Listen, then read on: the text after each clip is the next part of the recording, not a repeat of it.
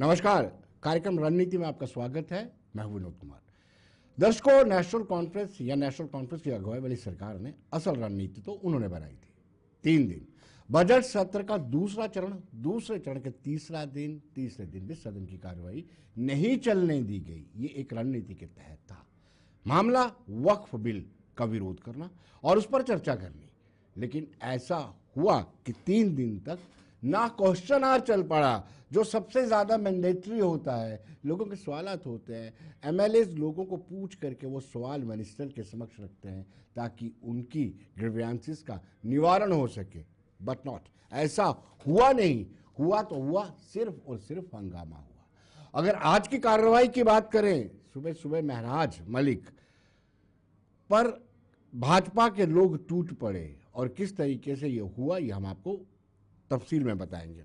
उसके बाद भाजपा ने अर्जनमेंट मोशन लाया था। बलवंत मनकोटिया के मदद से भाजपा ने अर्जनमेंट मोशन लाया था और इस मोशन में यह था कि डेली वेजेस को रेगुलराइज करने पर चर्चा होनी चाहिए और दूसरा ये था बेरोजगारी को कैसे दूर किया जाए। ये 2 इंपॉर्टेंट अर्जनमेंट मोशन थे, लेकिन विधानसभा अध्यक्ष ने उनको सिरे से खारिज कर दिया और नाराज होकर के भाजपा के लोगों ने प्रोटेस्ट किया। फिर तीसरी बात अगर हम बात करते हैं तो तीसरी बड़ी बात यह है कि कहीं ना कहीं आज भी नेशनल कॉन्फ्रेंस के लोगों ने वक्फ बिल पर चर्चा को लेकर के एक मर्तबा फिर लगातार तीसरे दिन ये तय कर लिया कि सदन की कार्रवाई को नहीं चलने देंगे। हालांकि आपको बताते चले कि कल शाम को भी एक मीटिंग हुई थी और आज सुबह भी हाउस के अंदर मीटिंग हुई थी और उस मीटिंग में शायद यही प्लानिंग बनाई गई होगी कि सदन की कार्रवाई को नहीं चलने दिया जाएगा। लेकिन आज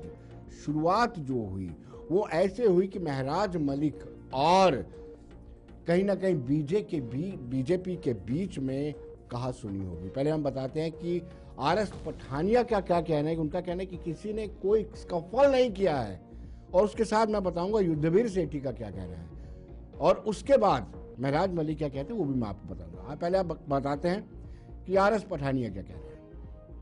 संतुलन खराब है और ये कोई जैसा कहा जाता है कि ये नशा लेता है। मैं यहाँ बैठा हूँ, वो वहाँ पे आके बदतमीजी बकवास गाली गलौज कर रहा है। We have not even touched him. ये किसके साथ बकवास करता है, किसके साथ तमाशा करता है, ये किसके साथ लड़ता है। और मैं फिर बोलूंगा, शर्म आनी चाहिए। जिस क्षेत्र की ये नुमाइंदगी कर रहा है, जिस क्षेत्र की ये रिप्रेजेंटेशन कर रहा है, उस क्षेत्र को भी नुमाइंदगी आनी चाहिए। ऐसा दिमाग से हिला हुआ और आपके सामने मैं यहाँ बैठा हूँ, आई एम सिटिंग हियर, तो बदतमीजी करके तमाशा करने आ रहा है इसमें। This is unfortunate. चलिए, वैसे मैंने कहा कि आरएस पठानिया ने स्पष्ट तौर पर कहा कि वो शायद अकेले साइड में बैठे हुए थे लेकिन बदतमीजी करके चला गया। अब युद्धवीर सेठी क्या कहते हैं, युद्धवीर सेठी का क्या कहना है वो भी हम आपको बताते हैं और उसके बाद बताएंगे कि महराज मलिक क्या कहते हैं कि मैं इसके कारण कल पीडीपी वालों ने भी इसको घसीटा, आज बीजेपी ने भी इसको घसीटा। और स्पीकर को चाहिए ऐसा व्यक्ति जो लोगों के साथ इंसाफ नहीं कर सकता, सिर्फ अपना किस प्रकार से गंदगी बोल के कद बढ़ाए मेरा, इसलिए ही लगता है।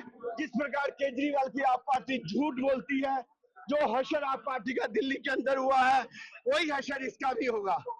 और इसको वार्निंग देते हैं, हाउस के अंदर आने तो गरीबों की आवाज बनना है, हाउस के अंदर आना है तो डेली वेजर की आवाज बनना है, हाउस के अंदर आना है तो नौकरी जिनको नहीं मिली उनकी आवाज बनना है, ना कि हिंदू और मुसलमान करना है। यहाँ पर बैठ के हैकल भी हुआ है, यहाँ पर रोज हो रहा है, आप देख रहे हैं, कोई इसमें कोई छुपा नहीं है। ऐसा व्यक्ति कभी भी इसको माफ नहीं करना चाहिए। चलिए, महराज मलिक का कहना है कि मैं शरीफ हूँ और इन्होंने बदमाशों की तरह हम पर हमला किया है। उन्होंने और भी बहुत कुछ कहा है। महराज मलिक का सुनाते हैं, फिर सीधे डिबेट पर लिए चलेंगे आपको।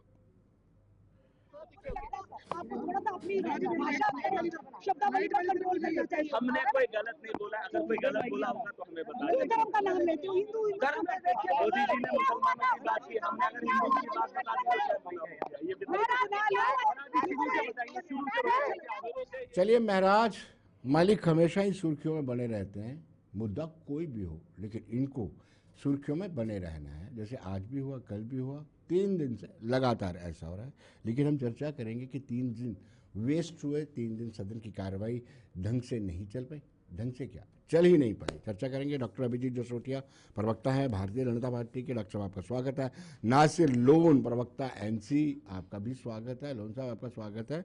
जगदीप सिंह, प्रवक्ता कांग्रेस, और शोकिया कुरैशी, प्रवक्ता पीडीपी, आप सबका स्वागत है। और आई होप कि बेटर डिस्कशन होगी। डॉक्टर अभिजीत जसरोटिया, कुछ चीज़ें मेरी समझ से बाहर हैं। आज आपको बड़ी चिंता आई, बड़ा गंभीरता से आपने अर्जेंटमेंट मोशन लाया कि डेली वेजरों के साथ आपकी हमदर्दी है, डेली वेजरों और बेरोजगारी पर चर्चा की जाए। जब स्पीकर ने आउटराइटली रिजेक्ट कर दिया, फिर आप द्वार पर बैठ के 2014 से लेकर के जून 2018 तक आप सत्ता में थे। फिर उसके बाद भी आपकी सत्ता चलती ही रही। आपको तब डेली वेजर्स की चिंता नहीं आई। जब आपके हाथ से सत्ता गई और नेशनल कॉन्फ्रेंस और घटक दलों के प्रयास आए, तो आपको चिंता आने लगी। बहुत बहुत धन्यवाद आपका विनोद जी। देखिए, सबसे पहली बात, अगर आप डेली मेजर से ही अगर आपने बात शुरू की है तो मैं बताना चाहता हूं कि सत्ता की जहां तक बात आई तो अभी तक मुझे आपको भी पता होगा कि भारतीय जनता पार्टी का मुख्यमंत्री यहां पर नहीं बना है। दुर्भाग्यपूर्ण। अगर भारतीय जनता पार्टी का मुख्यमंत्री होता तो शायद इतनी प्रॉब्लम्स और इतना कुछ नहीं होता जो आज हो रहा है आपके सामने। अब रही बात डेली वेजेस की, यहाँ तक है तो 96-97 से लेकर नियर अबाउट 2014 तक जिन यहाँ पर पॉलिटिकल पार्टीज़ के मुख्यमंत्री रहे हैं, भले वो एनसी वालों के रहे, भले वो पीडीपी वालों के रहे, भले वो कांग्रेस वालों के रहे, इन लोगों को उन समय इनकी बिल्कुल याद नहीं आई और सिर्फ इनके नाम पे सियासत की। और जब इनको इन्होंने वो प्रलोभन देकर नौकरियां बांटी थी तो 500-700 रुपए पे जो 20-20 साल इन्होंने उनका खून चूसने का काम किया, उसके लिए तो खैर इनका पाप कभी बख्शा नहीं जाएगा। रही बात जहां तक हमारी बात है, हम तो इनके साथ किस एजिटेशन में नहीं खड़े रहे। और 500-700 रुपए से 9,000 रुपए तक अगर मैक्सिमम लोगों को कोई लेकर आया तो वो भारतीय जनता पार्टी लेकर आई। हम हमेशा इनके साथ थे। और अगर आपको याद होगा, स्वर्गीय देवेंद्र सिंह राणा जी के शब्द, उन्होंने कहा था कि जिस दिन भारतीय जनता पार्टी की सरकार बनेगी सबसे पहला इंसाफ जो किया जाएगा डेली वेजर्स के साथ किया जाएगा। आज भी इनके साथ खड़े हैं और मैं किसी की क्या बात करूं, दूर जाने की जरूरत ही नहीं है। मैं खुद आपके सामने जो इनके सिख लीडर हैं, ताज साहब जो है उनका उनके राजिंदर ताज जी, 2 बार तो उन्हीं का मेमोरेंडम लेके मैं खुद उस समय के एक्स चीफ सेक्रेटरी मेहता साहब से खुद मिला हूं 2 बार इन चीज़ों को लेकर। तो मुझे इनका दर्द सबसे ज़्यादा पता है, क्योंकि मुझे पता है मेरे साथ के कई लड़के ऐसे थे जो डेली वेजर थे और बेचारों के पास 50 रुपए नहीं होते थे दवाई लेने के लिए बच्चों के लिए। तो उन्होंने बड़ी त्रासदी देखी है इन सरकारों की। जगदीप जी, आपने गर्दन क्यों झुका ली है? सामने तो जरा देखिए, पढ़ कितनी कितनी कितनी सदाकत है अभिजीत जसरोटिया की बातों में, कितनी सदाकत है। डॉक्टर साहब कितना सच बोल रहे हैं। देखिए विनोद जी, सर्वप्रथम आपका आभार, आपके दर्शकों का अभिनंदन और तमाम पैनलिस्ट को भी मेरा नमस्कार। निश्चित तौर पर किसी भी पार्टी का जब कोई प्रवक्ता बनकर अपना वक्तव्य सामने रखता है तो उसकी पहली प्राथमिकता यही होती है कि पार्टी को कैसे डिफेंड किया जाए। लेकिन मैं समझता हूँ कि एक व्यक्तिगत भी आदमी का कोई एक पर्सोना होता है और जब कुछ बातें सच्चाई की हो तो मुझे लगता है वो खुलकर करनी चाहिए। आज परिस्थितियां आपके सामने हैं। इस प्रदेश के तमाम अस्थायी और अनुबंधित कर्मचारी जो है वो एक ऐसी जद्दोजहद में उलझे हुए हैं दशकों से, जो अभी भी किसी किनारे लगे ऐसा प्रतीत नहीं हो रहा। और उसके पीछे कहीं ना कहीं मरकज में बैठी सरकार की संवेदनहीनता बड़ा कारण है। क्योंकि आज जो परिस्थितियां जम्मू कश्मीर की हैं, जैसे इसे केंद्र शासित प्रदेश बनाया गया, बिजनेस रूल्स अभी तक डिफाइन नहीं किए गए और तदोपरांत निरंतर हस्तक्षेप जो है एलजी सरकार का होते चला जा रहा है। आपने देखा पिछले दिनों कैसे ट्रांसफर्स की, उससे पहले सिक्योरिटी रिव्यू में नहीं बुलाया चीफ मिनिस्टर को।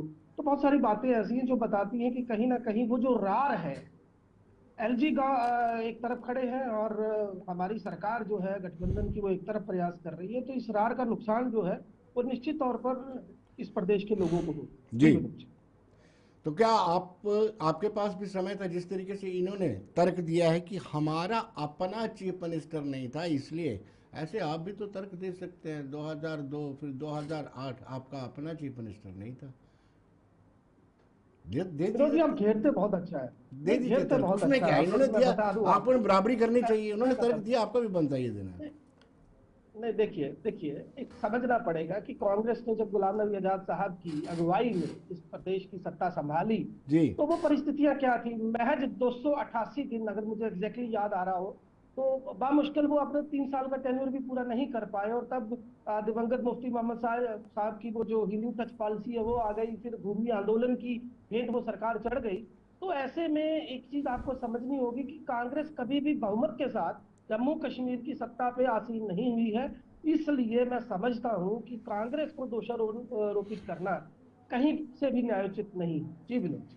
चलिए कुरैशी जी, आप हमें इतना बताइए कि ये वाकई में जो सदन के अंदर हो रहा है, जो नेशनल कॉन्फ्रेंस कर रही है, वाकई आपको लगता है कि नेशनल कॉन्फ्रेंस वक्फ बिल के विरोध में है और साथ ही साथ मुस्लिम कम्युनिटी मिनॉरिटी के समर्थन में है?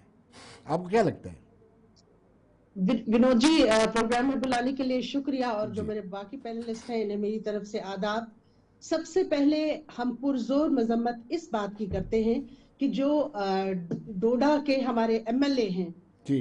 उनके लिए कि वो किस तरह के नाशाइस्ता अल्फाज बड़े हमारे जो लीडरान हैं मरहूम मुफ्ती मोहम्मद सईद साहब उनके लिए कहते हैं। लेकिन अगर वो मुफ्ती मोहम्मद सईद साहब के बारे में नहीं कहते, किसी भी पार्टी के बारे में कहते, तो तब भी हम इसी तरह से उसकी मजम्मत करते, क्योंकि जो हमारा असेंबली का ऐवान है वहां पे सभी मुहज्जब लोग बैठते हैं और इस तरह से नाशाइस्ता अल्फाज किसी के लिए कहना बिल्कुल ठीक नहीं है। रहा जहां तक आपके सवाल का ताल्लुक, तो प्रोग्राम का नाम ही रणनीति है। तो रणनीति जो हमारी नेशनल कॉन्फ्रेंस ने अपनाई है उसमें कहीं ना कहीं आप ये देखें कि इस वक्त बच्चा बच्चा ये जानता है, वो टॉक ऑफ द टाउन है ये बात कि ये सबको बेवकूफ बना रहे हैं। कहीं इनके मेंबरान असेंबली में प्रोटेस्ट कर रहे हैं और वहीं ऑनरेबल स्पीकर साहब जो हैं वो इस बिल को इस पे बात करने के लिए तैयार नहीं है। जी। तो ये एक सोची समझी एक रणनीति के हिसाब से असेंबली चला रहे हैं, जो कि सभी जानते हैं, जितने भी अपोजिशन में वहां लोग हैं वो सब इस बात को एग्री करते हैं कि इस वक्त इनकी रणनीति क्या है। और चलिए, शोर शराबे के बीच में दोबारा सदन की कार्रवाई को स्थगित कर दिया है। जैसे हमने पहले बताया था कि ये रणनीति है, इस रणनीति के तहत नेशनल कॉन्फ्रेंस कभी नहीं चाहेंगे कि यहां पर सदन की कार्रवाई चले। पिछले 2 दिन से सदन का वक्त में हो रही हंगामा है, वक्त बिल को लेकर के, बिल नहीं कानून को लेकर के लगातार हो रहा है हंगामा। इसको लेकर के अब्दुल रहीम राहत जो स्पीकर हैं उन्होंने भी कि क्या एडजर्नमेंट मोशन इस मामले पर इस हाउस में लाया जा सकता है या नहीं लाया जा सकता, ये मुझे देखना है स्पीकर एज प्रेसिडेंट हाउस। इसके लिए मेरे पास रूल बुक है जो मुझे गाइड करता है हर मामले में। मैंने रूल बुक का मुताला किया। मुझे ये फैसला नहीं करना है कि वो एक्ट जो है वो अच्छा है या बुरा है। प्रेसिडेंट हाउस से मेरा रोल नहीं है। जैसा कि मैंने कहा, मेरा लिमिटेड रोल है। मेरा लिमिटेड रोल है कि जो मोशन आपने लाया, कोई भी मोशन आप जब भी लाएंगे मुझे रूल्स का मुताला करना पड़ता है। मैंने रूल्स का मुताला किया और मेरी दानिश के मुताबिक ये जो है ये एडमिट करने के लायक नहीं था मोशन, मेरी दानिश के मुताबिक। और मैंने रूल्स का हवाला भी दिया। मैं आज भी बता रहा हूं आपको, रूल 58 जो हमारा है उसका सब रूल 7 और सब रूल 9, मेहरबानी करके आप कूलली उसको समझने की कोशिश करें। और सब रूल 7 में मैंने कहा कि it should not be a सब जुडिस मैटर। अगर एडजर्नमेंट मोशन हमें एडमिट करना है, it should not be a matter under the adjudication of court of law in the country, any court of law, may be a municipal court. Now it is now in the supreme court. 12 के आसपास writ petitions पहले ही वहां पर दायर हो गई हैं इस कानून के खिलाफ। ठीक, एक तो ये वजह है।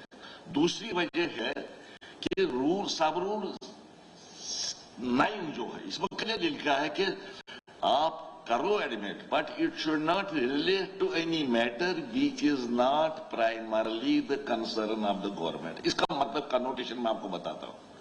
We should not primarily be the connotation of concern of the government, means it should be under the domain of the government. Finally, मैं इस हाउस में रहा हूँ काफी देर से, पिछले 40 साल से मेरा भी छोटा मोटा तजुर्बा है। ये जो एडजर्नमेंट मोशन है ये एक नाराजगी का इजहार होता है गवर्नमेंट के खिलाफ। अगर गवर्नमेंट को कोई लैप्स हुआ है, एडजोर्न मोशन एक एक्सट्रीम स्टेप होता है, एक्सट्रीम स्टेप जो एक नंबर लेता है लास्ट स्टेप, कि हम आपको कार्रवाई करने की इजाजत नहीं दे देंगे, बाकी न करनी चाहिए। ये इंपॉर्टेंट इश्यू पर पहले हमारी बात इस पर सुनिए और इसका इलाज बताइए, ये सरकार को बताना होता है। तो इसलिए लैप्स अगर गवर्नमेंट का बड़ा हो गया है, गवर्नमेंट को हम यहां खड़ा कर देंगे, भाई इनकी बात सुनो और इसका जवाब दे दो और इसका इलाज बताओ। अब हमें देखना है क्या ये मामला वो है जिसमें गवर्नमेंट का लैप्स है, पहले ये देखना है।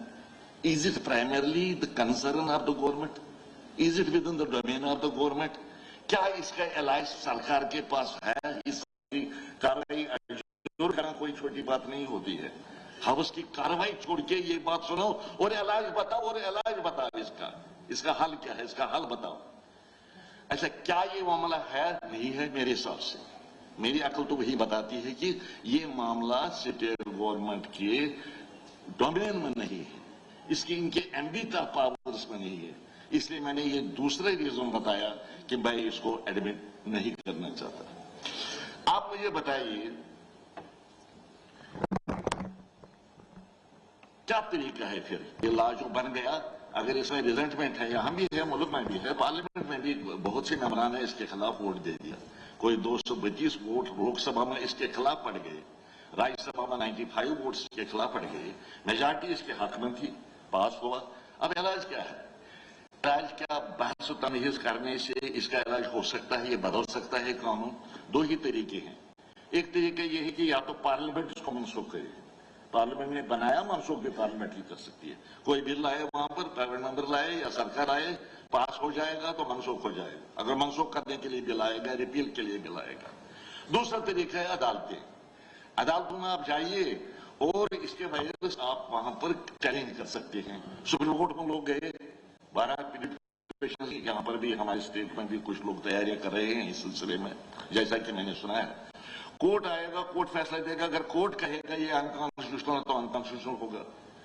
आप मुझे बताइए, अगर हम अनलिमिटेड तरीके से एहतजाज करते रहे हाउस में और कोई कार्रवाई हम नहीं करेंगे, हम तकरीर करेंगे, क्या तकरीर करने से मैं कहता हूं कि रूल्स का मंशा क्या है? रूल्स का मंशा मैं बता रहा कि क्या तकरीर करने से ये कानून बदल सकता है, इसमें कोई फर्क आ सकता है?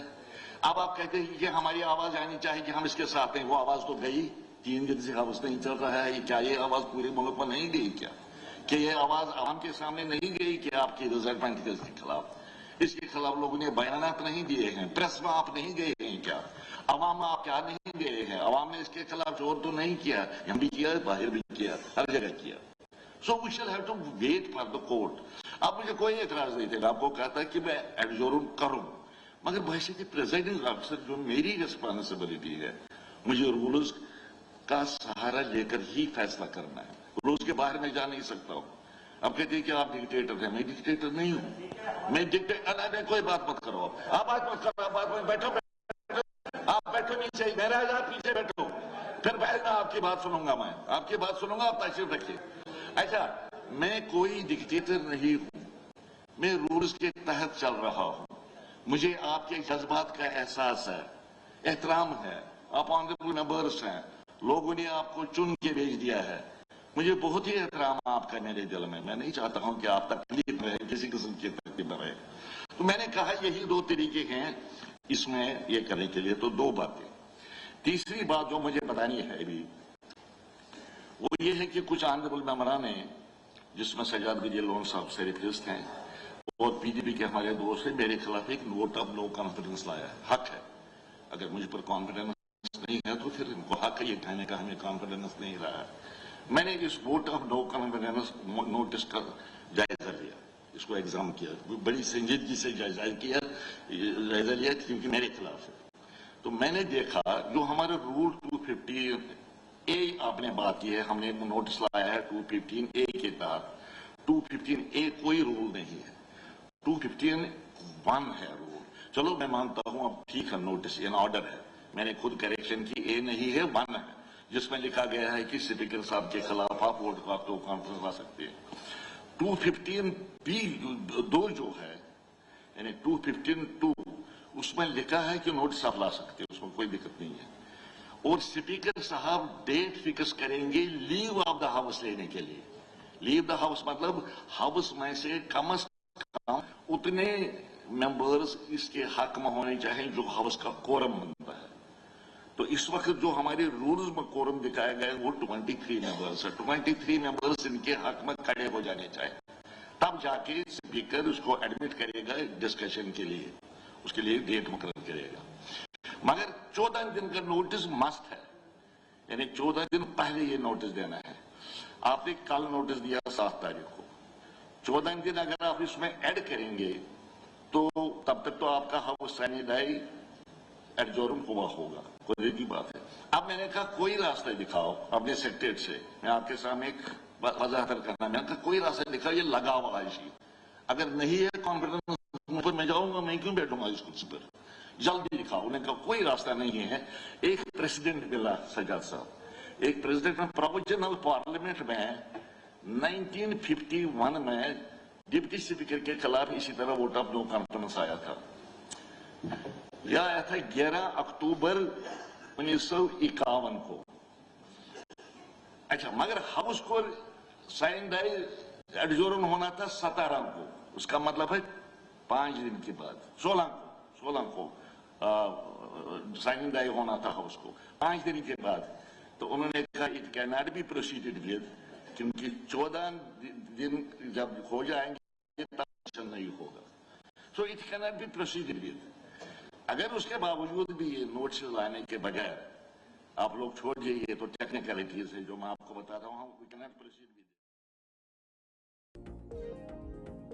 चलिए, जिस तरीके से सफाई दी है स्पीकर ने विस्तार से बताया है।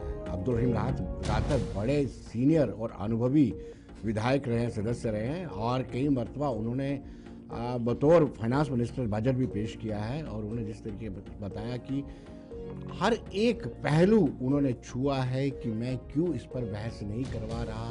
विस्तार से बताया कि जो मामला निचली अदालत में भी होता है उस पर भी हम चर्चा नहीं कर सकते हैं। तो ये तो सुप्रीम कोर्ट में 1 दर्जन से ज़्यादा याचिकाएं दायर किया, और उनके खिलाफ नो कॉन्फिडेंस मोशन पर भी उन्होंने विस्तार से बताया कि नो कॉन्फिडेंस मोशन के लिए आपको जो कोरम है 23 सदस्य आपके फेवर में होने चाहिए और 14 दिन पहले ये नोटिस लाना चाहिए। नासिर लोन साहब लंबे समय से इंतजार कर रहे थे।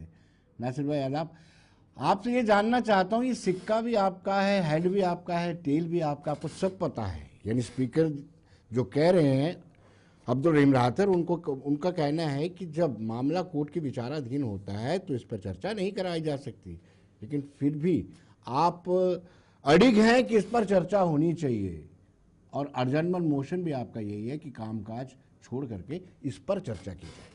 जी, आर यू? जी आदाब। आदाब। बिल्कुल बिल्कुल, और बाकी मेरे पैनलिस्ट को भी आदाब।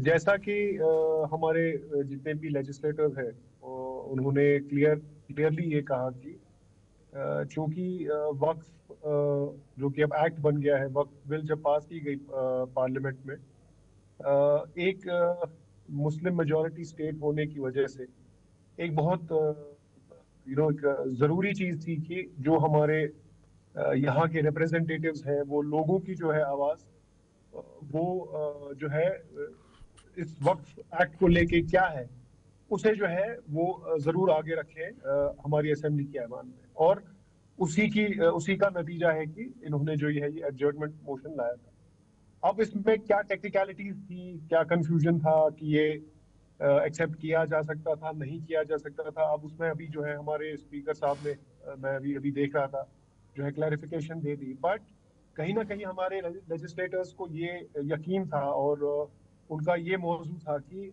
क्योंकि ये एक बहुत ही इम्पोर्टेंट इमोशनल और रिलीजियस इशू है, तो हमारे लोगों की जो रिजेंटमेंट है इसको लेके वो हम कहीं ना कहीं दर्ज करना चाहते थे। तो उसी का नतीजा है कि वो कंटिन्यूसली गुजारिश कर रहे थे स्पीकर साहब से कि आप इसे एक्सेप्ट करें और इस पर डिस्कशन जरूर कराएं, ताकि जो हमारे लोगों की आवाज है वो दर्ज हो, न सिर्फ जम्मू कश्मीर के लिए, पूरे मुल्क भर के लिए। इस जो वक्फ एक्ट लाया गया है उसको लेके हमारे यहाँ की जो आवाम है उनकी क्या आवाज है। चलिए, लेकिन इनको ऐसे लगता है, जो विपक्ष के लोग, उनको लगता है कि कहीं आप डेलिबरेटली ऐसा कर रहे हैं, क्योंकि बहुत सारे वादे आपने प्रचार के दौरान किए थे, लेकिन उन वादों का जवाब लिया जाना था उसके अंदर, इसलिए आप नहीं चाहते हैं। आप इसी पर वक्फ बिल पर ही हंगामा करना चाहते हैं, जबकि आपको पता भी है स्पीकर ने कैटेगरिकली क्या है कि इस पर चर्चा नहीं हो सकती है। पहले तो ये बदकिस्मती की बात है कि जो हमारा विपक्ष है अभी, चाहे वो बीजेपी वाले हों, चाहे वो पीडीपी वाले हों, चाहे सजाद लोन साहब तो अकेले ही है, खैर सवाल तो हमें इनसे करने हैं। पिछले 10 साल इन लोगों ने हुकूमत चलाई है। पिछले 10 साल जो बर्बादी हुई है इस रियासत की, जिसे आज यूटी बना दिया गया है, वो तो इनके कार्यकाल में हुआ है। चाहे डेली वेजर्स का मसला हो, चाहे रिजर्वेशन का मसला हो, ये सब तो इनकी देन है। सवाल तो हमें करने हैं, ये किस बात के सवाल करेंगे? चलिए अभिजीत जी बताइए। 4 दिन हुए हैं तो, और जो इनका मैस है, जो इनकी कारकर्दगी है, अभी तो हम देख रहे हैं, समझ रहे हैं इन्होंने क्या क्या बेड़ा कर करके रखा है स्टेट का। तो ये चलिए अभिजीत जी के लिए रिजेंटमेंट कर रहे हैं जी। नासिर भाई अभी अभिजीत जी जवाब देंगे इसका। For the sake of opposition करनी है और कुछ नहीं। जी नासिर भाई सुन लीजिए। लोन साहब की 2 बातों से तो मुझे एतराज है। सबसे पहली बात तो उन्होंने अभी कही कि ये मुस्लिम मेजॉरिटी स्टेट है, तो ये बात से मुझे एतराज है कि आप बोले मुस्लिम मेजॉरिटी स्टेट है। मुझे लगता है कि ये बात सुन लीजिए आप सुनिए ना भाई साहब, सुन लीजिए। मुसलमानों के खैर ख्वाह ना बने, आप ना बने। 1.5 लाख जो कब्रें बनी है ना, वो आप ही की वजह से बनी, तो मुसलमानों को खैर ख्वाह बनना छोड़िए। आपकी खैर ख्वाही के चक्कर के अंदर ये कांग्रेस वालों ने छज्जर कमेटी रिपोर्ट पे खुद बता दिया कि कितने खैर ख्वाह थे उनके, और आज 85% मुसलमान पसमानदा है, हमें अच्छी तरह से पता है। तो आप अपनी खैर ख्वाही से बेचारे मुसलमानों को अपने हाल पे छोड़ दीजिए, काफी तरक्की करेंगे जब आप उनकी खैर ख्वाही छोड़ देंगे। पहली बात यहाँ से आती है। दूसरी बात ये आती है कि मैं देश की बात करूंगा। हम देश के अंदर फिर बात करना शुरू हो जाएंगे कि देश के अंदर किसी और की मेजॉरिटी है, तो फिर हम उस तरह से बात करें, लेकिन हम आपकी तरह मानसिकता से ग्रसित नहीं है। हम ये बताना चाहते हैं कि इस देश का बंटवारा पहले ही, इस देश का बंटवारा पहले ही जो धर्म के नाम के ऊपर 2-2 देश बना दिए गए। अब जो पीछे है ना, वो सबके सब सेकुलर है। अगर इसमें किसी ने कोई और मुगालता पाल के रखा तो अपना वो क्लियर कर ले, इस चीजों को क्लियर कर ले सबसे पहले। ये देश सेकुलर है, और सबसे बड़ी बात है आप जैसे लोगों के कारण धर्म के नाम पे 2 देश पहले ही बन चुके हैं, जिसमें आपकी सहयोगी कांग्रेस पार्टी, जिन्होंने कुर्सी के लोभ के अंदर कई लोगों की यहाँ पर दुनिया से बेचारे चले गए कुर्सी के लोभ के कारण। तो कम से कम इसके ऊपर मत बोले कौन कहां मेजॉरिटी में, कौन कहां पर है। सबके सब सेकुलर है। सबसे बड़ी बात, सबसे प्रथम लोग हिंदुस्तानी है, उसके बाद धर्म की बात आएगी। अब मैं आता हूं आपके ऊपर। आज जो आप बोल रहे हैं, ये आप ही के मेरे ख्याल से स्पीकर साहब के भतीजे साहब हैं। लोगों को नौकरी तो आप कोई दे नहीं सके, लोगों को तो आपने कोई नौकरी दे ही नहीं सके, लेकिन आपके स्पीकर साहब के भतीजे साहब को आपने डायरेक्टली टूरिज्म के अंदर अपॉइंटमेंट दे दी। यही काम आप पहले किया करते थे 2.5 लाख की बैकडोर अपॉइंटमेंट वालों, यही काम आपने फिर से शुरू कर दिया। लोगों के मुद्दे तो आपसे सॉल्व हो नहीं रहे, अपने रिश्तेदारोों को अभिजीत जी आपको 1 मिनट के लिए रोकूंगा। अभिजीत जी 1 मिनट के लिए रोकूंगा। लोग हैं छोटे से ब्रेक के बाद, बने रहिए।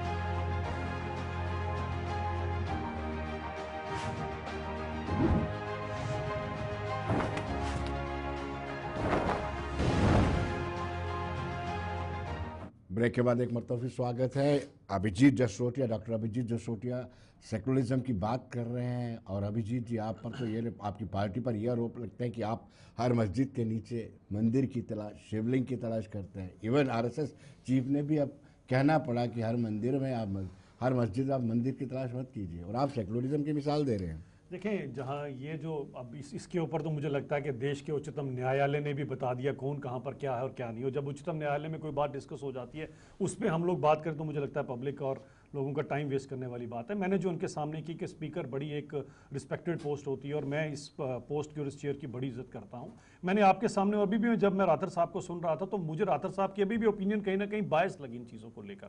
वो कह रहे हैं कि आप लोगों की इमोशंस की मुझे कदर है। देखिए जी, इमोशंस उनकी नहीं, इमोशन दूसरी पार्टी की भी हैं, जिसका वोट बैंक आपसे 1.5 लाख ज़्यादा है। तो मुझे लगता है हमारी इमोशंस की भी उतनी कदर करनी चाहिए, और एज ए स्पीकर आपको बायस होकर बात नहीं करनी चाहिए किसी चीज के लिए। हाँ, रूल्स के अकॉर्डिंग चलते हैं। तो मैंने कल भी अपने एक प्रेस कॉन्फ्रेंस में जिक्र किया था कि आर्टिकल 252 क्लॉज 2 क्लियरली सेज कि what ever passed in parliament, आप इसको नहीं यहां पर चैलेंज कर सकते हैं। उसके बाद उन्होंने 58 और 7 और 9 का यहां पर क्लॉज का आपको दे दिया। क्या नेशनल कॉन्फ्रेंस जानती नहीं है ये सब चीजें?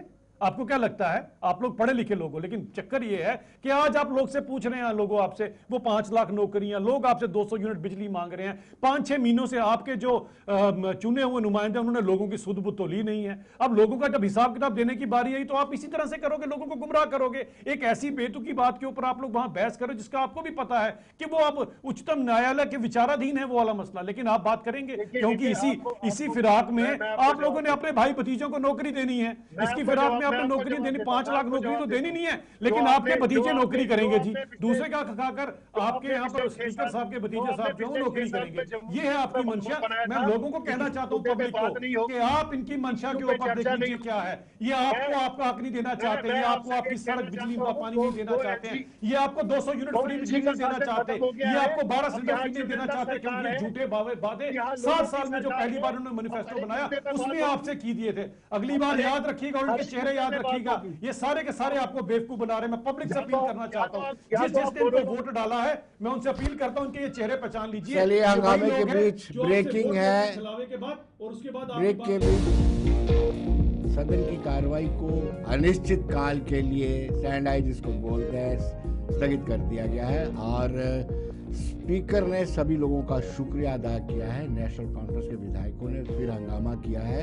जैसे हम कह रहे थे, उमर सदन में नहीं थे मौजूद, मुख्यमंत्री उमर अब्दुल्ला सदन में नहीं थे मौजूद। हंगामे के बीच सदन की कार्रवाई को अनिश्चित काल के लिए समाप्त कर दिया गया। आज आखिरी ही दिन था, लेकिन 3 दिन हंगामे की बलि चढ़े हैं। चलिए, मैं जगदीप जी के पास सीधे लिए चलता हूँ। मेरी आपसे गुजारिश है, चाय का प्याला आपके लिए मैंने तैयार रखा है, मेहरबानी करके शमूलियत करें। इसके साथ ही आज हमारी कार्रवाई खत्म होती है और ये ऐवान गैर मुअय्यन अरसे के लिए मुलतवी किया जाता है। शुक्रिया।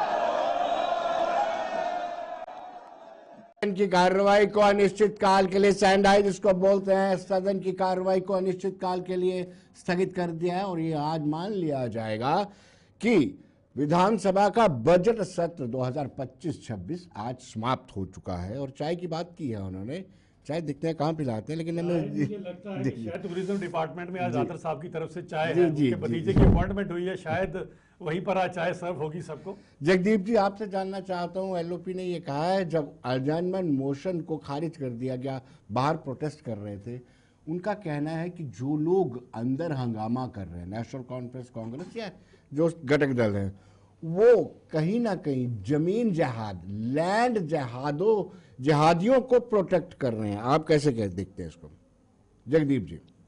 विनोद जी, देखिए, मैं एक बात बड़ी साफगोई से आज कहना चाहता हूँ। दरअसल क्या है कि आप के प्रति मेरा बड़ा सम्मान है, आप बहुत संजीदा और बड़े एक्सपीरियंस वाले संपादक हैं, लेकिन आप मुझे बताइए कि आप ही के चैनल पे बार बार वही घिसी पिटी बातें, वही झूठ बार बार बोले जाएंगे, तो क्या इससे दर्शकों को क्या परोसना चाहेंगे? मैं बताना चाहता हूं, पहली बात जो स्पीकर साहब ने कही, अभी डॉक्टर साहब भी कह के हटे हैं, जरा मैं इनको बता दूं, ये आर्टिकल की बात कर रहे थे। तो 3 तरह के मामला होते हैं विनोद जी, जरा गौर से सुनिए। यूनियन लिस्ट है, स्टेट लिस्ट है और उसके बाद कॉन्करेंट लिस्ट है, समवर्ती सूची। अब यूनियन लिस्ट में तो वो तमाम मुद्दे आ जाते हैं जिसमें डिफेंस है, फॉरेन अफेयर्स है। स्टेट लिस्ट में आपके पब्लिक हेल्थ से रिलेटेड या पुलिसिंग से रिलेटेड जो हमारे पास नहीं है, लेकिन कॉन्करेंट लिस्ट वो है जिसमें स्टेट और सेंटर दोनों आते हैं।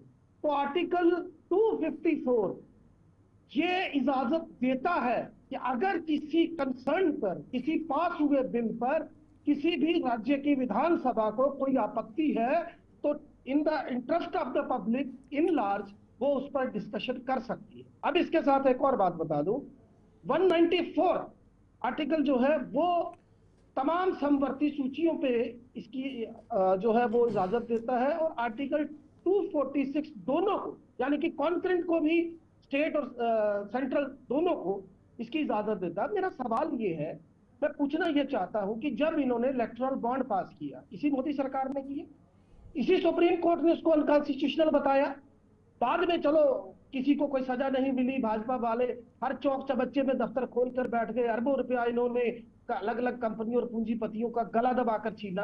किसी ने कोई बात नहीं की। उससे थोड़ा पीछे चले जाएं, जब आधार कार्ड को और ज्यादा लोगों की प्राइवेसी पर हमला बताने की कोशिश की गई तो सुप्रीम कोर्ट ने उस पर क्या रिएक्शन दिया। थोड़ा और पीछे चले जाएं, सीएए पर भी ठीक इसी तरीके की प्रतिक्रिया सुप्रीम कोर्ट ने दी। काले कानून तो ये खुद वापस कर चुके हैं। तो मैं ये बताना चाहता हूं कि ये कहना कि स्टेट असेंबली के अंदर ये डिस्कशन नहीं हो सकता, इसका अख्तियार हमें कानून नहीं देता। नहीं, तो मेरा माफ कीजिएगा, सवाल ऐसा नहीं है। जगदीप जी, मुझे पता है आप अपने अब मैं आपके सवाल पे आता हूं। पत्रकारिता क्योंकि के कहा जा अनुभव रहा का था ना पूरा कि लाभ भाई उठा ये रहे हैं हो रहा है जी।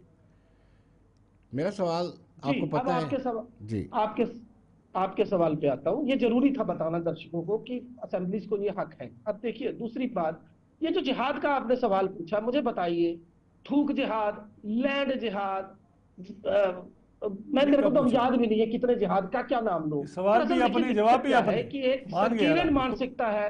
मैं इस वाहियात बात क्या पूछा आपको पता है किसने पूछी ये बात? खुद के सवाल खुद के जवाब। मैं बीच में नहीं बोला। नहीं, पर खुद के सवाल खुद के जवाब में कहां बात है? क्वेश्चन तो पूछा नहीं आपको किसी ने, ये क्वेश्चन किसी ने नहीं पूछा आपको, शायद नहीं आपने सुना नहीं होगा। देखिए फिर चेंज कीजिए उसको भाई साहब। फिर मैं ये बता दूं आपको। अब देखिए कल के अधिवेशन में हमने क्या पास किया, मुझे बड़ी प्रसन्नता हो रही है बताते हुए। कल के अधिवेशन में गुजरात के अंदर हमने ये बताया कि ये जो यहाँ बैठकर बड़ी बड़ी बातें कर रहे हैं, ये वही लोग थे जिन्होंने नेहरू जी का और सरदार पटेल का पुतला फूका था और उनके लिए फांसी की मांग की थी। ये वो लोग हैं, सुनते जाइए, ये वो लोग हैं जिन्होंने इस मुल्क की आजादी में तो कुछ किया नहीं, बल्कि अंग्रेजों की गोद में बैठकर मुखबरियां जरूर। चलिए थोड़ा डिटेल हो जाएगा। मैं पश्चिम बंगाल की नहीं, डिटेल नहीं ना, ये कह रहे हैं ना बार बार कांग्रेस का नाम लेते हैं तो बता दूं। अभी आपको टाइम देंगे अभिजीत जी। मैं पहले शोकेस से उनकी तो चिट्ठी पब्लिक डोमेन में है कि कितनी बार माफी चलिए मैं मांगी। कुरैशी तो जी से कांग्रेस जानना पर इल्जाम चाहता हूं। लगाना बंद कीजिए। कुरैशी जी, मेरा ये मानना है विनोद जी, ये जो 3 दिन का सत्र था, क्या आपको लगता है कि नेशनल कॉन्फ्रेंस ने उन जनता के साथ जस्टिस किया है जिन्होंने एक अच्छी सोच के साथ इनको वोट देकर के हाउस के अंदर भेजा था? ये मैं 3 दिन की कार्रवाई के बारे में आपसे जानना चाहता हूँ, क्या जस्टिस किया इन्होंने? देखें, हमारे एनसी के जितने भी लोग हैं और इनके जो सपोर्टर्स हैं वो कहा करते थे बस कुछ देर की खामोशी है, फिर शोर आएगा, तुम्हारा वक्त आया है, हमारा दौर आएगा। लेकिन ये दौर इस तरह से आया था ये हमने कभी सोचा नहीं था। नासिर साहब माशाल्लाह बहुत अच्छा बोलते हैं, लेकिन आज आपने देखा होगा कि इनके अल्फाज भी इनका साथ नहीं दे रहे हैं। वो इसलिए क्योंकि ये इस शशोपंज में है कि हम क्या बोलें। सदन में इन्होंने 3 दिन से आप देखें कि जितने इम्पोर्टेंट इश्यूज थे उन पे बात नहीं होने दी, क्योंकि ये बाद में ये कहेंगे कि हमें टाइम नहीं मिला, वहां शोर था, इसलिए हम बाकी बातों पे बात नहीं कर पाए। लेकिन आप ये देखिए, मुट्ठी भर तमिलनाडु के जो मुसलमान थे उन्होंने वक्फ बिल के बारे में उसको पास किया, लेकिन ये 50 लोग कुछ नहीं कर पाए। जब किसान बिल थी तो हजारों लोग मारे गए।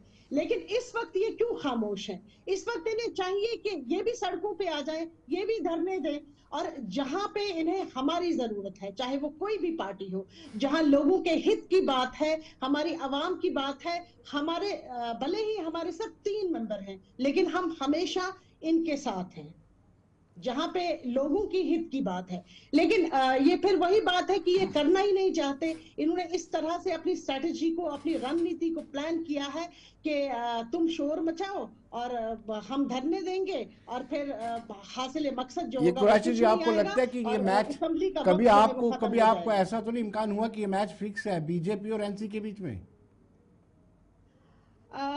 देखें, जैसे कि हमारा जब वक्त था उस वक्त हमने आपको याद होगा कि उस वक्त हमने अपनी शर्तों शरूत पे बीजेपी के साथ सरकार बनाई, और कितने हमारे मामले हैं, चाहे वो कैदियों के हवाले से हो, हमने चाहे फिर वो डायलॉग्स की बात हो, चाहे फिर वो और जितने भी मामलात हैं वो है, हमने खुद को झुकने नहीं दिया। अगर आप कल की press conference madam Mehbooba Mufti की सुनेंगे, मैं जगदीप जी को चाहूंगा, जगदीप जी विस्तार पूर्वक, अभिजीत जी जरा जगदीप जी का विस्तार पूर्वक, डॉक्टर अभिजीत, फिर मैं लोन साहब के पास भी आऊंगा क्योंकि लोन साहब ने भी जवाब देना है। जी आपके बाद में आता हूं। चलिए अभिजीत जी। दो चीजें मैं देख रहा था जब आपने शुरू में पूछा कि जगदीप जी नीचे मुंह कर कर क्या करते, तो नीचे मुंह कर कर वो जो गूगल यूनिवर्सिटी है जो खासकर राहुल गांधी की तरफ से इनको दिया जाता है, नहीं, मैं उनका चेहरा देखना चाहता वो सारे का सारा वहां से पढ़ते रहते हैं। फिर जब पढ़ते भी हैं तो आधा अधूरा ज्ञान, और आधा अधूरा ज्ञान कितना खतरनाक होता है वो तो पता ही है।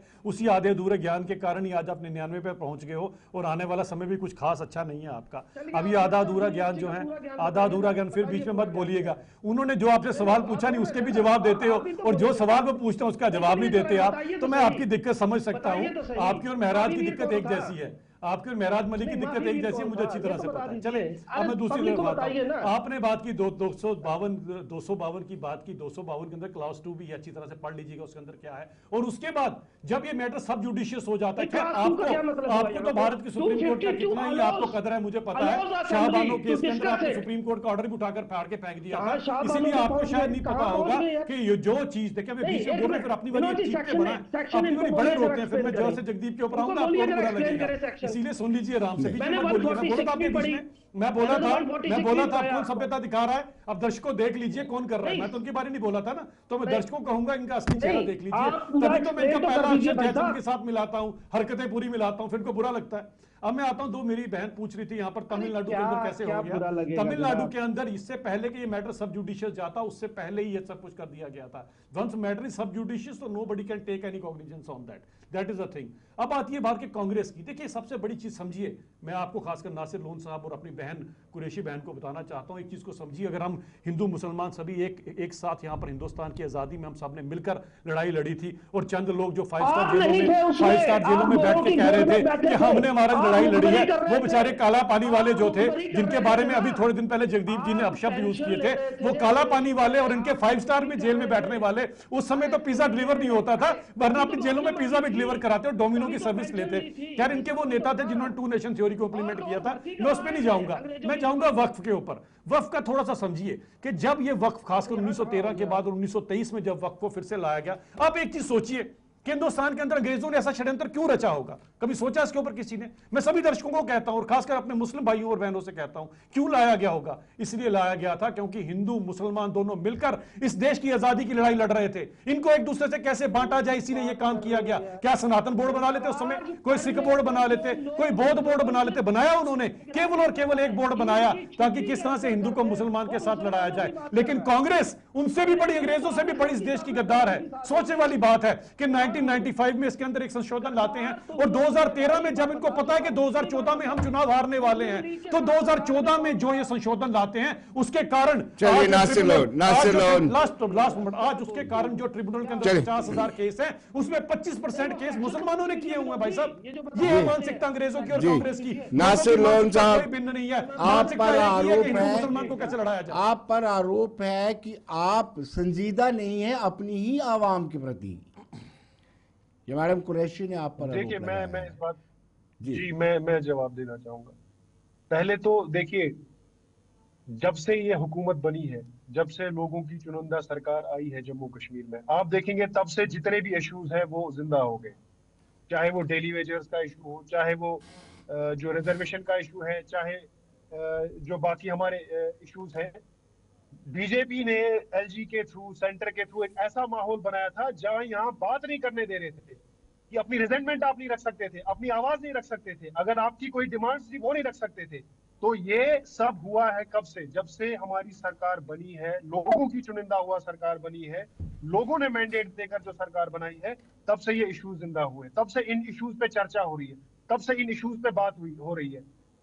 इसीलिए जब परसों पार्लियामेंट में जो है वक्फ बिल जब पास की गई, ये भी एक बहुत बड़ा मुद्दा था, बहुत बड़ा इशू था, और यही रीजन है कि हमारे जो लेजिस्लेटर्स हैं उन्होंने कहा कि इस पे भी बात होनी चाहिए, हमारी असेंबली में बात होनी चाहिए, क्योंकि इसका डायरेक्ट जो असर है मुसलमानों पर है, हमारे रिलीजियस मैटर्स पर है। और मेरे भाई बात कर रहे थे यहाँ सेक्युलरिज्म की, आपने अच्छा जवाब दिया उनको कि बीजेपी को कम से कम राइट नहीं है सेक्युलरिज्म पे लेक्चर देने का, जो उनकी दोहरी पॉलिसी रही है। बीजेपी की एक सबसे बड़ी प्रॉब्लम है कि इन्हें लगता है कि इन्हें सब कुछ पता है, नासिर आपके साहब, लिए क्या आपने बेहतर है वो भी उनका नहीं पता। जवाब चाहे नहीं वो- दिया चाहे है। वो फार्मर्स की बात हो, नासिर साहब, तो उनका जवाब दे सेकुलरिज्म का दीजिए। पहाड़ा आप आपसे आप पढ़े? संगीन नहीं है, सेकुलरिज्म का पहाड़ा आप आपसे पढ़े? संगीन नहीं, आपकी 87 जनता के की लिए रीजिंग के सीरियस बारे में नहीं है, आपसे पढ़े? तो आप वही कह सीरियस रहा हूं, नहीं है। अगर हम टीकालाल टप्लू अगर को हम आपसे संगीन पूछे, नहीं टीकालाल होते, टप्लू जी की अगर हम हत्या का संगीन आपसे नहीं पूछे, होते, गिरिजा टिक्कू के हर बारे में एक आपसे चीज पूछे, पे, हर एक जो मुद्दे कश्मीरी पे हम हिंदुओं लोग को वहां बात से क्यों जो नहीं विस्थापित करते? हुए उसके बारे में हम आपसे जो बात पूछे, कर रहे हैं आप हर एक सेकुलरिज्म इश्यूज बताएंगे पे, हमें? चाहे वो आप सेकुलरिज्म रिजर्वेशन का बताएंगे? मसला हो, आप मत चाहे वो सेकुलरिज्म बात डेली करें, आप वेजेस का सेकुलरिज्म मसला हो, छोड़िए। हमारी आप तो गवर्नमेंट मुसलमानों के भी ने एक कितने टाइम सगे, बाउंड 1.5 लाख से ज्यादा 6 खबरें महीने के अंदर आपकी और अंदर ये जो जो रिपोर्ट 7 आपके लेगी, दोनों सहयोगी के लिए बैठे हैं, कमिटीज दो, बनाई इनकी है, वजह से बनी हुई है। जो विचार विमर्श करके जो इनके इश्यूज हैं इनको सॉल्व करेगी। तो क्या ये संजीदगी नहीं है? क्या ये सीरियसनेस नहीं है? हमारी गवर्नमेंट कमिटेड है। लोगों के जितने मसले मसाइल पिछले 10 साल में, खास तौर पे पिछले 6 साल में, जो उसमें सबसे बड़ा इशू था, वैसे भी एक तो ये इश्यूज है, सबसे बड़ा इशू था हमारी आवाज को दबाया गया था। साहब, हमारी मैं आवाज आपको ये सुनने वाला बता नहीं था दूं कोई। नासिर हमारे साहब, हमारे बीजेपी ने क्या हमारे ये हमारे देखिए लोगों के कोई मसले, फेस करने वाला नहीं था। ये देखिए टूरिज्म में जाइए, चाय पीने के लिए, जहां सबको लेकर गए राधर साहब। नासिर साहब, देखिए ये जो लोगों के मसले मसले हैं आपस में जिनको आपने उठाया है, ये इनको देख लीजिए भाई साहब, रिजॉल्व करना बड़ा करके दिखाता हूँ, शायद आपके यहाँ दिख जाए, शायद स्क्रीन पे दिख जाए। ये अपॉइंटमेंट लेटर दिख रहा है भाई साहब, कि लोगों के मसले ऐसे सॉल्व करें, लोगों के नहीं, अपने मसले, आपके खुद के घर के मसले। बैकडोर अपॉइंटमेंट शुरू कर दिया आपने, वही काम शुरू कर दिया। इसका जवाब दिया आपने? नासिर साहब, इसका जवाब दिया, इसका जवाब दिया आपने? यही करेंगे अपॉइंटमेंट एक की, वो भी अपने रिश्तेदारों की। कम से कम ये देंगे 42,000 नौकरी, उसमें एक बताएं, 42,000 नौकरियां हमारा तो चलो एलजी साहब के टाइम पे गई, उसमें एक बैकडोर अपॉइंटमेंट बताओ आप, एक बैकडोर अपॉइंटमेंट बताओ। बातें करते हैं भाई साहब, प्रूफ के साथ बोल रहा हूँ, चेक कर लीजिए, प्रूफ के साथ चेक कर रहा हूँ, तभी तो टूरिज्म में भेज देंगे सबको आप चाय पीने के लिए। सारे टूरिज्म गए हैं सारे, आपको पता आपके सारे विधायक आज टूरिज्म क्यों गए चाय पीने के लिए, नून चाय क्यों पीने गए हैं? आज सारे विधायक नून चाय पीने टूरिज्म क्यों गए हैं भाई साहब? वो जवाब दीजिए लोन साहब, आज सारे नून चाय पीने क्यों गए टूरिज्म के अंदर? क्योंकि अपॉइंटमेंट हुई है आपके रिश्तेदार की भाई साहब, आपके रिश्तेदार की अपॉइंटमेंट हुई है, इसलिए नून चाय पीने गए। आप भी जाइए, आप भी जाइए, चाय खत्म हो जाएगी, जगदीप जी, चाय खत्म हो जाएगी, आप भी जाइए नून चाय पीजिए, नून चाय। जगदीप जी, वैसे तो लोन साहब बात निकलेगी तो फिर दूर तलक जाएगी। ये जो मसला है ना डेली वेजर्स का, उसमें काफ़ी बड़ा हाथ आपका भी है, लेकिन मैं जगदीप जी से जानना चाहूँगा, जगदीप जी आज आपको बड़ी हमदर्दी आ रही है, लेकिन आपके पास एक अवसर था 2014 की कैबिनेट सब कमेटी की रिकमेंडेशन, अगर उसको अमल में लाया जाता तो शायद आज डेली वेजर का इशू रहता ही नहीं और आपको भी बड़ी राहत होती। देखिए विनोद जी, इस विषय पर हम बहुत बार बात कर चुके ये हैं। बात फिर सलाम निकली- की बात आती है।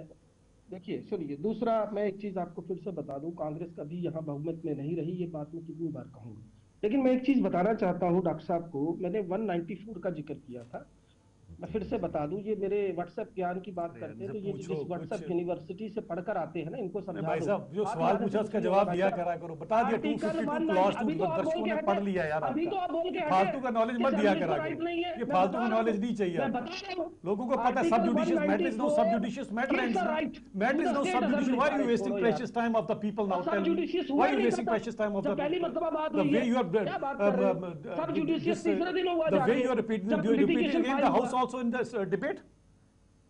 जी I'm Jagdeep, not getting it, what the heck you are जी talking जगदीप जी about? बोलिए, If you कहाँ are से आ talking- जाते हो भाई? Carry on This is Jagdeep what जी। I'm trying to let him know, sir. जी। Vinod ji, let me have a span of period so that I could People know speak very it well, properly. आपको अच्छी तरह से Let me जानते tell हैं him बड़ी once दूर again, the Article 194 clearly states अरे भाई साहब that सब any जुडिशियस हो assembly गया, क्यों इसके ऊपर बहस कर रहे strongly हैं? feels जैसे मेरे उनके भाई साथ सब जुडिशियस हो गया, क्यों टाइम वेस्ट ये- करो? ये- काम की ये- बात ये बताओ, बात पूर्व मैं से चोरी के बीच में बारे में कहना बताओ, चाहूंगा नेहरू जी ने जो कि किया हर वो बात बताओ। में बीच में 2 महीने कूदेंगे, जून जुलाई हर की बात छुट्टियां में कहाँ बीच में काट रहे थे? कूदेंगे, 1947 हर बात में की जून कहानी जुलाई की सुनाएंगे। छुट्टियां किसके साथ नहीं, ऐसे नहीं चलता है, ऐसे नहीं चलता है। क्यों टू ये नेशन बहुत थ्योरी बड़े में ज्ञानी लोगों है, के मुझे आपने पता कत्ल है। करवाए? ये वो मैं बताओ जानता सर, हूँ, बहुत इसका बड़े जवाब ज्ञानी जो है। आपसे अभी पूछा मैंने जा रहा है। बताया ना, पटेल तू साहब इधर को उधर की फांसी बात लगाने न की कर, बात ये करने बता कि वाले कारवां लोग कहाँ लूटा? हमारे तू रियासत इधर उधर की बात न कर, ये बता पढ़ने कारवां पर कहाँ लूटा, एतराज देश करने कहाँ वाले लूटा, लोग, ये बताओ। ये कुरैशी इनकी जी, छुट्टी जी रद्द करने वाले लोग आज यहाँ खड़े होकर बातें कर रहे हैं। छुट्टी कोई जी कुरैशी जी, निर्लज्जता का क्या जहाँ आलम है? जहाँ जिस क्या आलम वक्त है आप निर्लज्जता हिंदू का? और विनोद जी मुसलमान देखिए, की मेरा बात टाइम कर नहीं है रहे बीच हैं। में, ख्वाजा आगे आसिफ इस तरीके जिसके से घूमते प्रवक्ता, ये नहीं चलेगा। जी ख्वाजा ये नहीं आसिफ चलेगा। जिसके प्रवक्ता है, ऐसे ये नहीं पार्टी का चलेगा। क्या बनेगा? अरे किसकी बात कर आपका रहे दिल हैं? टूटा, क्या ख्वाजा बात आसिफ कर किसी रहे और को हैं? प्रधानमंत्री बनाना चाहता था, बन कोई और गया। आपका दिल टूटा, देश के साथ दुश्मनी मत निकालो, ख्वाजा आसिफ के साथ निकालो, उसकी बात नहीं सुनी देश वालों। देखिए कुरैशी जी की बात सुनिए। जी जी बता रहा हूँ, जी विनोद जी, कल जी इनके एक नेता ने राम मंदिर को गंगा जल से अरे धोया, आपका जब तो वहाँ पर भाई दलित साहब, नेता आपके लिए तो मारा राम गया। काल्पनिक, आप ये अपने मुंह से राज्यपाल राम की शब्द बात ना है। यूज करा करें। ये वो लोग आपके लिए हैं। राम काल्पनिक है। आपके खड़गे साहब अरे बोलते हैं कि छोड़ो, क्यों जाना था वो टीवी वालों नहाने से के लिए यार, कुंभ। नहीं पता तो मत आपके बोला आपके करो, खड़गे मत साहब बोला बोलते थे करो। कुंभ नहाने की क्या जरूरत है, मैं अरे तो वो बाथरूम में नहाता था। तो आप ये तो कम से कम बताइए, राम की दलितों के कुंभ की प्रति हमारी आपकी आस्था की क्या बात साहब, ना आप करें। कंप्लीट कीजिए। आप हमारी आस्था की बात ना करें। आप भाई तो ने आप बोलिए। हमारी आस्था की बात ना कुरैशी कीजिए। ये सुनने नहीं मुझे देंगे तो आप आपको, पर आप भी बोलिए शक है। बोलिए बोलिए बोलिए कुरैशी नहीं ऐसे नहीं ना चलेगा। मुझे तो आप पर जी, भी शक जब ये है। कोई बात जी, करता हूँ बीच में खुद क्या कुरैशी जाते जी, हैं? जी मैं पूछ रहा हूँ क्यों जी मैडम ये कुरैशी। दलित भाई साहब नेता आपके लिए के राम काल्पनिक है ना, तो आप शोकिया राम भगवान का कुरैशी नाम अपने जी। मुंह से मत धोया लीजिए। गया। जिस पार्टी के लिए राम की क्या काल्पनिक है, अनुभव रहा तो मैं आपका बाथरूम में नहाना एक इस बराबर है। तरह? ऐसी पार्टी को कम से कम सनातन की बात और धर्म की बात नहीं करनी चाहिए। ठीक है ना? जी कुरैशी जी एक मिनट में। आप लोगों को मिला है। आपको धर्म का आप ठेका मत लेके लीजिए। मारो। आप अच्छी तरह से, मैं आपका धर्म पता है कौन सा है। चलिए चलिए जानता हूँ जी जी अच्छी जी, तरह से धर्म जानता हूं धर्म का मैं। ठेका हम नहीं लेते जयचंद का हैं। कौन सा धर्म रहा होगा मुझे पता है। आपने हमारी स्टेट को 72 फिरकों में बांट दिया और पूरा देश तो आपने लूट ही लिया। और अब चलिए यहाँ चलिए पर भी मैडम, आप टाइम हमारी नहीं है, वक्त समय की का मांग अभाव है। जगदीप जी आपका बहुत बहुत शुक्रिया, नासिर लोन जी, शोकिया कुरैशी जी, डॉक्टर अभिजीत जी आपका बहुत बहुत शुक्रिया। बने रहिए दर्शकों देश दुनिया की खबरों के लिए और मुझे दीजिए इजाजत। नमस्कार।